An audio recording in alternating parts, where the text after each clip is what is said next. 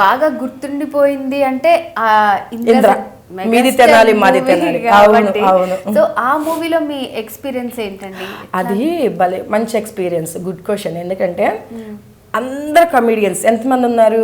AVS గారు, బ్రహ్మానందం గారు, తర్వాత ధర్మవరం సుబ్రహ్మణ్యం గారు, ఎంఎస్ గారు, అసలుకి మహానుభావులు నిజంగా అందరు బిగ్ కమెడియన్స్ తెలుగు ఇండస్ట్రీలో. వాళ్ళందరి మధ్యలో ఒక్క లేడీ నేను. ఒక నలుగురు ముగ్గురు ఉన్నారనుకో, వాళ్ళలో ఎవరా అని ఇట్లా ఎత్తుక్కోవాలి. కానీ అక్కడ నేను ఒక్కదాన్నే ఉన్నా.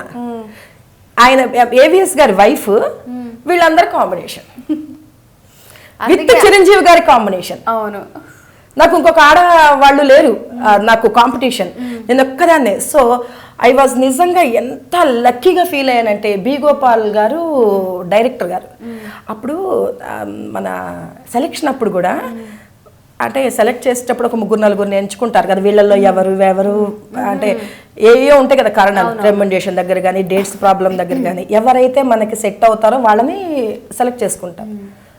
శోభా నువ్వు సెలెక్ట్ అయిపోయావనగానే నిజంగా నేను ఎంత హ్యాపీగా ఫీల్ అయినంటే, కాశీలో షూటింగ్. అవును, కాశీ వెళ్ళిపోయా. మా మమ్మీ అవుట్డోర్ అంటే మా మమ్మీ పక్కా ఉంటాను నాతో పాటు. అక్కడ అసలు షూట్ చేస్తుంటే నేను నిజంగా వాళ్ళతో నేను ఒక్కదాన్నే ఉన్నానా ఏంటి, మన చిరంజీవి గారు పక్కనే కూర్చొని నేనే అసలు నాకు ఇంత అదృష్టమా? ఒకసారి ఊహించేసుకో, అంత పెద్ద ఆర్టిస్టుల మధ్యలో ఒక్కదాన్నే లేడీని. ఎక్కడో ఒక దగ్గర ఈ సీన్ అయిపోయిన తర్వాత సోనాలి బింద్రే ఎంటర్ అవుతుంది అంతే. ఈవెన్ సోనాలి బింద్రే కూడా లేదు. నేను నిజంగా నా ఆనందానికైతే అసలు హద్దులు లేవు అనుకోవచ్చు ఆ టైంలో, అంత చిన్న వయసులో. అంటే ఇప్పుడు అది ఆ సినిమాలో ఆ సీన్ కూడా ఆల్మోస్ట్ అది ఎపిసోడ్ లాగా కంటిన్యూషన్ అవుతుంటది.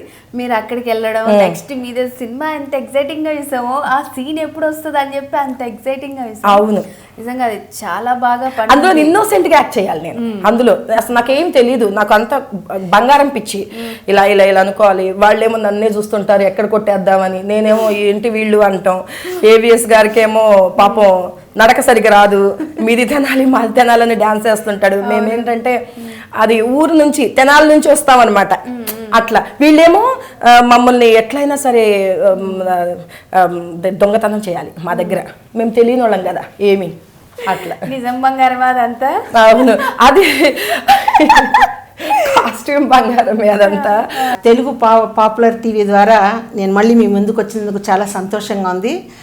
ఇలాగే చాలా ఇంటర్వ్యూలు మీ ముందుకు రావాలని చెప్పేసి, మీ ఆదరణ నాకు కావాలని చెప్పి కోరుతూ సెలవు తీసుకుంటున్నాను. మీ జయశీల.